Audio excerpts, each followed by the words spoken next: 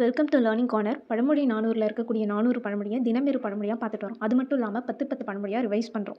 இன்றைக்கான கடைசி 10 பழமொழி, தன்னாசை அம்பாய் உள் புக்குவிடும். இதுக்கான பொருள் ஆசையும் அழிவும். முன் பிறவியில் ஒருவர் செல்வ வளத்தோடு இருந்திருப்பார். அவர் அந்த நேரத்தில் அறவோருக்கு கொடுக்காம, அந்தனரை பாதுகாக்காமல், விருந்துன்ட்டு வீட்டுக்கு வந்தவங்களுக்கு உணவளிக்காமல் இருந்திருந்தால் அவங்கள நரகத்துக்கு தான் கொண்டு போய் சேர்க்கும். இது எதுக்கு ஒப்புமையாக சொல்கிறாங்கன்னா, தன்னோட இச்சைன்னு சொல்லப்படக்கூடிய ஆசை அம்பு போல தான் உள்ளத்துக்குள்ளாரே புகுந்து தன்னையே அழித்து விடும்னு சொல்கிறாங்க.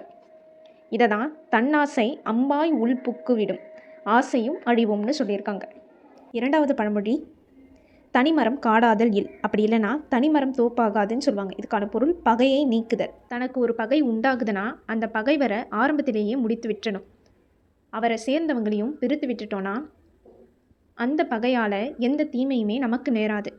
அதாவது அந்த பகை தனிமரம் ஆயிடுச்சுன்னா எப்படி காடாக மாறும்? இதை தான் தனிமரம் காடாதல் இல், தனிமரம் தோப்பாகாது. அதாவது பகையை முதல்லையே நம்ம நீக்கணும்னு சொல்லியிருக்காங்க. அடுத்தது, தனக்கின்னா இன்னா பிறருக்கு. இதுக்கான பொருள் பிறருக்கு துன்பம் செய்தல். தனக்கு ஒரு விஷயம் துன்பமாக இருக்குன்னா அது பிறருக்கும் துன்பமாக தான் இருக்கும் அப்படின்ட்டு ஒருத்தவங்க உணர்ந்து பிறருக்கு துன்பம் தரும் செயல்களை எந்த காலத்திலுமே செய்யவே கூடாது அப்படின்றது தான் தனக்கின்னா இன்னா பிறருக்கு. இதில் இன்னானா துன்பம்னு அர்த்தம்.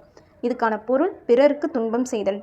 அடுத்த பழமொழி, தலையுள் குறுக்கண்டி ஆகிவிடும். இதுக்கான பொருள் போரிடை புகும் நண்பர். தன்னோட நண்பர்கள் இருவர் சண்டை போட்டுட்டு இருக்கும்போது இடையில விலக்கி விடுறேன்னு போய் பேசும்போது அந்த பேச்சை அவங்க கேட்காம விட்டுட்டா இவரோட முயற்சி பாழா போயிடும். அது பாழா போகிறதும் இல்லாமல் இருவருக்குமே பகையாகவும் நேரலாம்.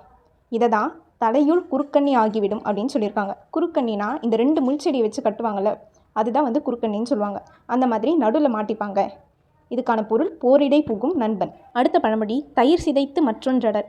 கொலையருக்கு இன்பம் இல்லை. உடலோட நன்மை கருதுறவங்க நாவோட ருசிக்கு பார்க்காம தயிரை தயிராக சாப்பிடுவாங்க. அதை வேறு மாதிரி செஞ்சு நாவோட ருசிக்காக மாற்ற மாட்டாங்க. அதுபோல தான் மறுமையில் இன்பம் காணணும் அப்படின்ட்டு, அதாவது மறுபிறப்பில் இன்பம் காணணும்னு நினைக்கிறவங்க பிற உயிர்களை வருத்தி உயிர் வாழ மாட்டாங்க. அதாவது பிற உயிர்களை கொன்று ஊன் விரும்பியாக வாழ்கிறவங்க, இல்லை தேவபலி கொடுக்குறவங்க, இந்த மாதிரிலாம் இருக்க மாட்டாங்க. இதை தான் தயிர் சிதைத்து மற்றொன்றடல், அதாவது கொலையருக்கு இன்பம் இல்லை, எங்கள் மறுமையில். வீடியோவை லைக் பண்ணாமல் பார்த்துட்ருக்கிறவங்க லைக் பண்ணிவிட்டு பாருங்கள். அண்ட் இந்த வீடியோவை ஸ்கிப் பண்ணாமல் பாருங்கள். ஏன்னா இது வரைக்கும் டிஎன்பிஎஸ்சியோட ப்ரீவியஸ் இயர் கொஷின் பார்த்தோன்னா கண்டினியூஸாக இருக்கக்கூடிய பொருள் குறுகவாக இருக்கட்டும், கலைச்சொல்லாக இருக்கட்டும், அது கண்டினியூஸாக இருக்கிற மாதிரி தான் கேட்டிருக்காங்க. ஸோ இதுவும் அப்படி கேட்கறதுக்கான வாய்ப்புகள் அதிகம். அடுத்த பழமொழி, இம்மைக்கும் உம்மைக்கும் தம்மை உடைமை தலை.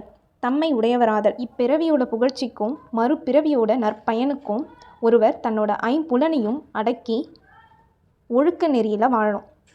அப்படி வாழ்ந்தாங்கன்னா அவங்களுக்கு இப்பிறவியில் புகழ்ச்சியும் மறுபிறவியில் நற்பயனும் கிடைக்கும். இதை தான் இம்மைக்கும் உம்மைக்கும் தம்மை உடைமை தலை, அதாவது தம்மை உடையவராதல், தன்னோட ஐம்புலனையும் அடக்கிறத சொல்கிறாங்க. அடுத்த பழமொழி, தம்மை தாம் ஆர்க்கும் கயிறு. பொருள் வஞ்சகமான வெளிவேடம். வஞ்சகமான எண்ணத்தோடு தவம் செய்தாங்கனாலோ இல்லை அறம் புரிந்தாங்கனாலோ அவங்களுக்கு இப்பிறவியில் பழி தான் நேரிடும். அது மட்டும் இல்லாமல் மறுபிறவியில் நரகத்துக்கு எடுத்து செல்லும் கயிறாக அது அமைஞ்சிரும். இதை தான் தம்மைத்தாம் ஆர்க்கும் கயிறு, அதாவது வஞ்சகமான வெளிவேடம்னு அர்த்தம். வஞ்சகமான வெளிவேடம் புரிந்தால் அது தன்னைத்தானே நரகத்துக்கு கொண்டு செல்லும் கயிறாக மாறிவிடும்னு பொருள். அடுத்தது, தமரை இல்லாருக்கு நகரமும் காடு போன்றாங்க. கற்றவரோடையே தொடர்பு கொள்க. தம்மோட சொந்தக்காரர்கள் யாருமே இல்லாமல் ஒருத்தவங்க வாழ்கிறாங்கன்னா அவங்களுக்கு நகரத்தில் வாழ்ந்தாலும் கூட காட்டில் இருக்கிறது போல தான் இருக்கும். இது எதுக்கு ஒப்புமையாக சொல்கிறாங்கன்னா, என்ன தான் கற்றறிந்தார் நல்ல விஷயத்தை நல்ல முறையில் எடுத்து சொன்னாலும் ஒரு சிலர் அதை தீயவையாக தான் எடுத்துப்பாங்க. அதனால தான் கற்றவரிடத்திலேயே நுட்பமான பொருளை சொல்லணும். அப்போ தான் அதுக்கான மரியாதை கிடைக்கும். அடுத்த பழமொழி, தமக்கு மருத்துவர் தாம்.